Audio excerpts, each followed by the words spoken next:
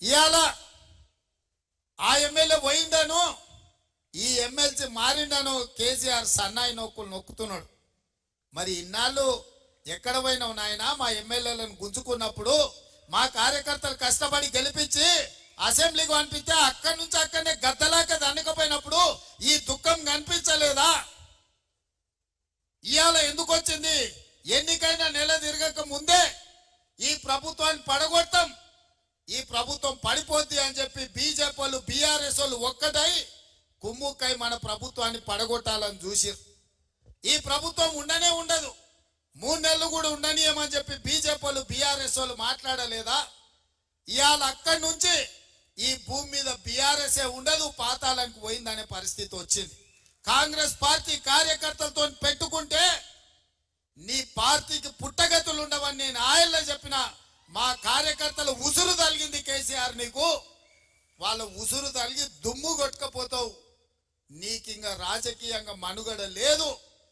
ఇప్పటికైనా నువ్వు అర్థం చేసుకొని ఈ తెలంగాణ రాష్ట్రాన్ని సోనియా గాంధీ గారు ఇచ్చిండ్రు, ఈ తెలంగాణ రాష్ట్రాన్ని అభివృద్ధి పదం వైపు నడిపించాలని మేమందరం కష్టపడుతున్నాం.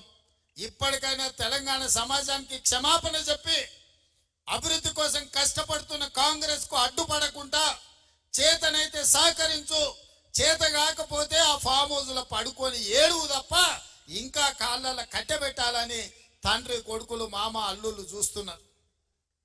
పాతకాలం లాగా లేరు మా కార్యకర్తలు.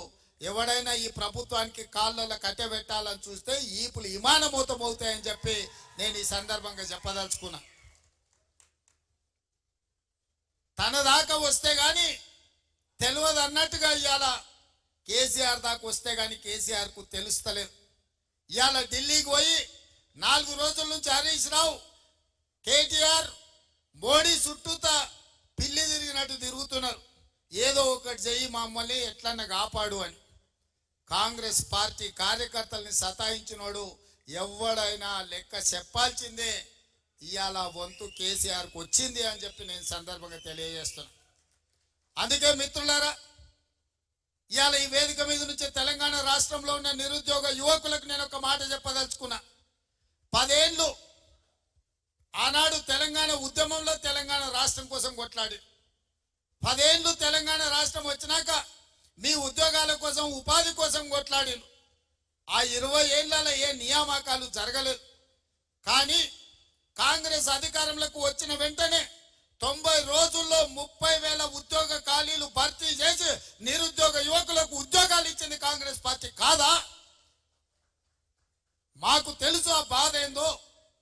ఉద్యోగాల కోసం పిల్లలు ఎట్లా కష్టపడుతున్నారో తెలుసు కాబట్టి 90 రోజుల్లో 30,000 ఉద్యోగాలు ఇచ్చినాం.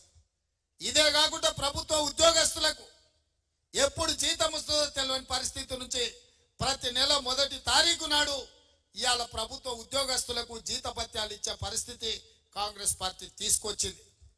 ఇదే కాదు, డిఎస్సి నోటిఫికేషన్ గ్రామాలలో తండాలలో గూడాలలో పేదోళ్ళ పిల్లలు చదువుకోవాలి, టీచర్ల నియామకాలు చేపట్టాలి అని డిఎస్సి నోటిఫికేషన్ ఇచ్చి 11,500 ఉద్యోగ ఖాళీలు భర్తీ చేయడానికి ఇవాళ పరీక్షలు పెడితే ప్రతి తలమాసినోడు వచ్చి డిఎస్సి పరీక్షలు పోస్ట్ పోన్ చేయమంటారు.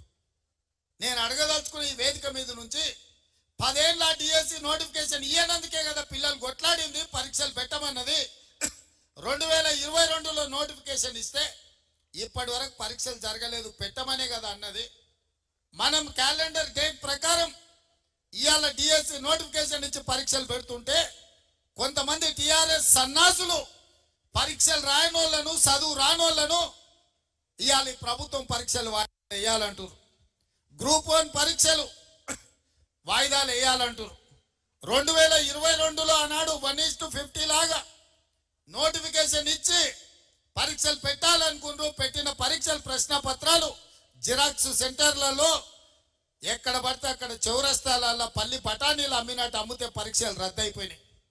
మనం వచ్చి నెంబడే గ్రూప్ 1 కు నోటిఫికేషన్ ఇచ్చి ప్రిలిమినరీ ఎగ్జామ్స్ మొత్తం నిర్వహించి సరైన సమయంలో 4 లక్షల మంది విద్యార్థులు పరీక్షలకు అప్లికేషన్లు పెట్టి 3 లక్షల మంది పరీక్షలు రాసి నిన్నగాక మొన్న 31,000 మందిని ఈ పరీక్షలకు పాస్ చేసి గ్రూప్ 1లో ప్రిలిమినరీ రిజల్ట్స్ ఇచ్చినాం.